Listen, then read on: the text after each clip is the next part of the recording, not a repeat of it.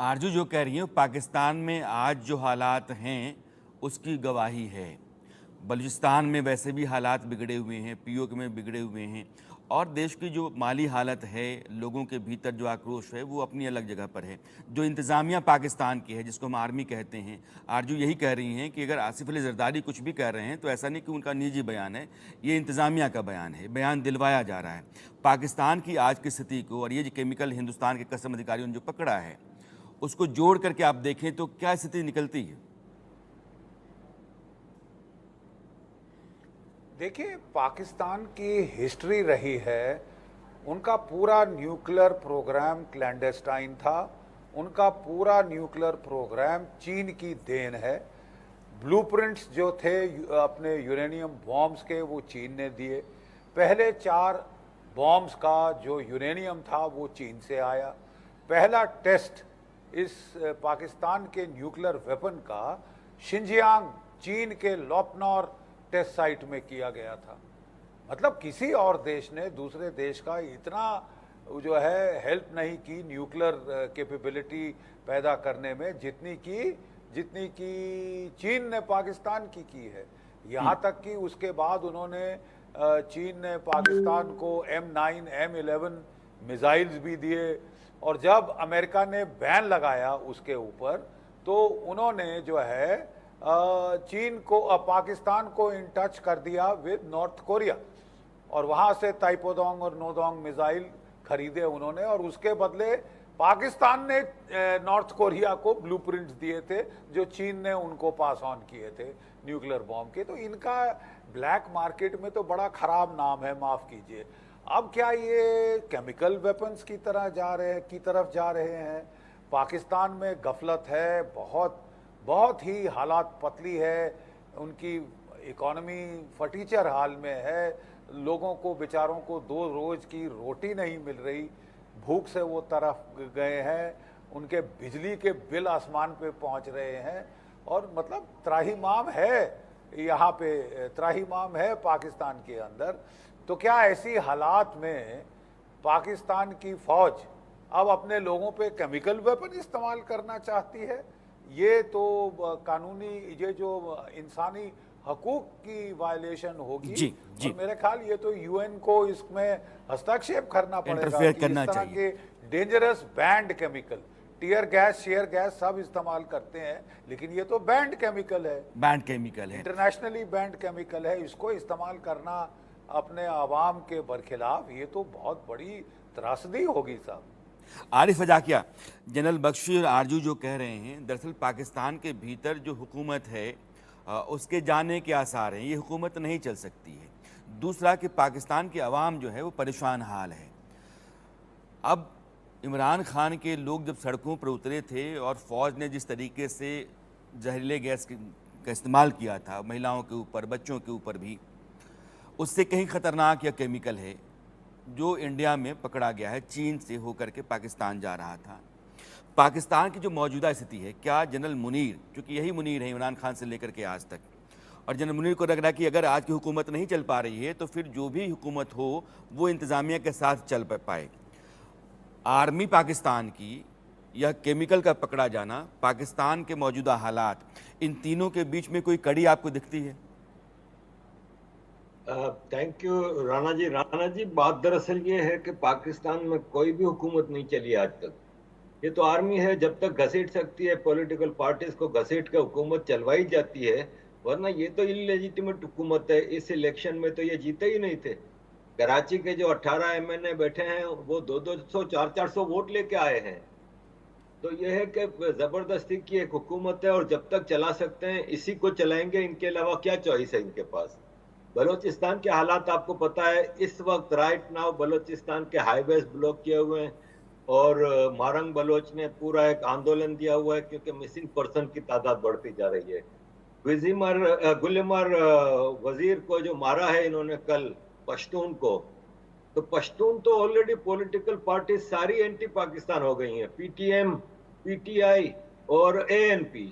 तो KP के हालात अलग खराब हैं, POK गिलगित बल्तिस्तान के हालात अलग खराब हैं। तो पाकिस्तान में जैसे तैसे की हुकूमत चल रही है। एक मेरे पंजाबी दोस्त कल मुझे मिले यहाँ पे, तो मैंने उनसे पूछा, मैंने कहा यार पाकिस्तान की कोई तब्दीली की उम्मीद है, पंजाब से कुछ नजर आ रहा है? तो कहते हैं दरअसल पंजाब में सिर्फ औरतें ही मर्द हैं, मर्द तो कोई बच्चा नहीं है, क्योंकि पीटीआई के खिलाफ जब ऑपरेशन शुरू हुआ और पंजाबी खड़े हो जाते तो पाकिस्तान में आर्मी दब जाती। तो मसला ये है कि जबरदस्ती की सरकार चलाई जा रही है। बाकी आपने जो केमिकल की बात की है, चाइना के जो केमिकल की, तो पाकिस्तान इतने इलेजिटिमेट, इतने गलत काम करता है कि अगर कोई और देश होता तो अमेरिका, यूरोप, यूनाइटेड नेशन सब खड़े हो जाते।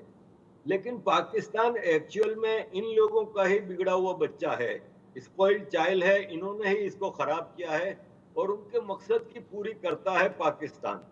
पाकिस्तान की स्ट्रेटेजिक लोकेशन, वेस्ट को बहुत जरूरत है उस स्ट्रेटेजिक लोकेशन की, जो ईरान अफगानिस्तान से बॉर्डर मिलता है, जो चाइना रशिया के करीब है, सेंट्रल एशियन रिपब्लिक के करीब है, और इंडिया, इंडिया आफ्टर ऑल दोस्त है वेस्ट का। लेकिन आपको पता ही है कि पीछे इनको इतना ज्यादा इंडिया की मोहब्बत नहीं है कोई। तो पाकिस्तान जितने भी नाजायज काम कर ले, आप बताएं ना कि एक्स ट्विटर पाकिस्तान में कई महीनों से बैन है, कभी किसी का बयान सुना आपने? कोई इंटरनेशनल फेडरेशन ऑफ जर्नलिस्ट, कोई अमेरिका, कोई यूनाइटेड नेशंस अब टेप रिकॉर्ड कर रहे हैं, आईएसआई वाले रिकॉर्डिंग करेंगे कॉल्स की, freedom of speech, freedom of journalism सब खत्म है। तो पाकिस्तान एक फेल्ड स्टेट है, इसको जैसे तैसे चलाया जा रहा है। हम हैरान हैं कि काफी अरसे से पाकिस्तान के बारे में हमें 3-4 साल से लग रहा है कि पाकिस्तान कलेप्स कर जाएगा, लेकिन नहीं कर रहा, कोई ना कोई इसको बचा रहा है अब तक है। आरजू, एक जो अभी आरिफ साहब मसला उठा रहे हैं, अफ़गानिस्तान से जो सरहद लगती है, यानी अफ़गानिस्तान के साथ तनाव है, ईरान के साथ तनाव है, बलूचिस्तान में हालात वैसे ही हैं, आप खैबर पख्तूनख्वा के हालात भी ठीक नहीं हैं। यह जो हुकूमत है शहबाज शरीफ की, पाकिस्तान में अगर ऐसे ही हालात ख़राब होते रहते हैं तो ये हुकूमत पाकिस्तान की स्थिति को और बिगाड़ेगी, वहाँ के अवाम के हालात और बिगड़ेंगे। तो ये कब तक चल सकती है सरकार और क्यों चलेगी? देखिए, अभी तक जितनी भी सरकार आई है पाकिस्तान में, वो कोई वोटिंग के ज़रिए तो आई नहीं है, वोट लेके पब्लिक ने तो बिठाया नहीं है। चाहे वो जुल्फ़िकार अली भुट्टो से लेकर इमरान खान या शहबाज शरीफ तक जो भी गवर्नमेंट आई है उसको एस्टेब्लिशमेंट ले आई है। जिस वक्त इमरान खान प्राइम मिनिस्टर बने थे तब भी सब हैरान रह गए थे कि इमरान खान के लोग कैसे आ गए हैं और इमरान खान प्राइम मिनिस्टर कैसे बन गए हैं। वही शहबाज शरीफ साहब के साथ भी हुआ है। ये लोग सिर्फ सामने होते हैं ताकि पब्लिक का जो गुस्सा है, पब्लिक का जो कहना चाहिए जो रिएक्शन है, वो सहने के लिए। वरना पाकिस्तान क्या करेगा क्या नहीं करेगा, फॉरेन पॉलिसी से लेकर और हर चीज़ जो है वो डेफिनेटली एस्टेब्लिशमेंट ही डिसाइड करती है कि क्या करना है। ये लोग तो सिर्फ एक तरह से सिर्फ सामने आपको दिखाई देते हैं पपेट्स जैसे, इनकी कोई वैल्यू नहीं है। और शहबाज शरीफ साहब तो बहुत ही ज़्यादा, जिसे कहना चाहिए कि एक तरह के फेल किस्म के प्राइम मिनिस्टर के तौर पर आए हैं। इनसे तो कोई भी काम की उम्मीद नहीं है लोगों को।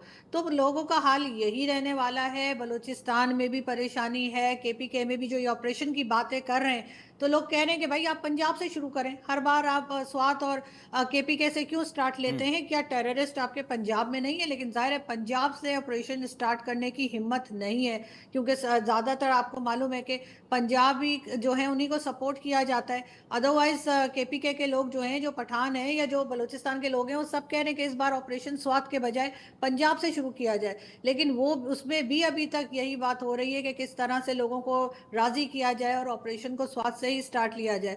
तो ये सारी चीज़ें तो बिल्कुल अब सोशल मीडिया इन्होंने बैन कर रखा है, लेकिन फिर भी वीपीएन के जरिए किसी ना किसी तरीके से लोग काम कर रहे हैं। यहाँ तक कि मिनिस्टर्स भी अपनी ट्वीट्स लगा रहे हैं। और इनका ख्याल ये है कि अगर ये सोशल मीडिया बंद कर देंगे तो शायद लोगों को पता नहीं लगेगा पाकिस्तान में क्या हो रहा है, या पाकिस्तान के लोगों को पता नहीं लगेगा कि दुनिया में क्या हो रहा है। ये पता नहीं कौन से बेवकूफ़ों की जन्नत में रहते हैं, फूड आप इतना पैराडाइज में। खुल करके बोलते हैं, आपके लिए मुश्किलें नहीं पैदा होती वहाँ? मुझे लेटर आ चुका है सर, मुझे एफआईए का लेटर रिसीव हो गया है। और मुझे कहा गया है कि जी मैं जो है वो एंटी नेशनल और एंटी मिलिट्री बात करती हूँ, लेकिन मैं सच बात कर रही हूँ। और अगर मैं झूठ बोल रही हूँ तो मुझे साबित कर दें कि मैंने झूठ बोला है।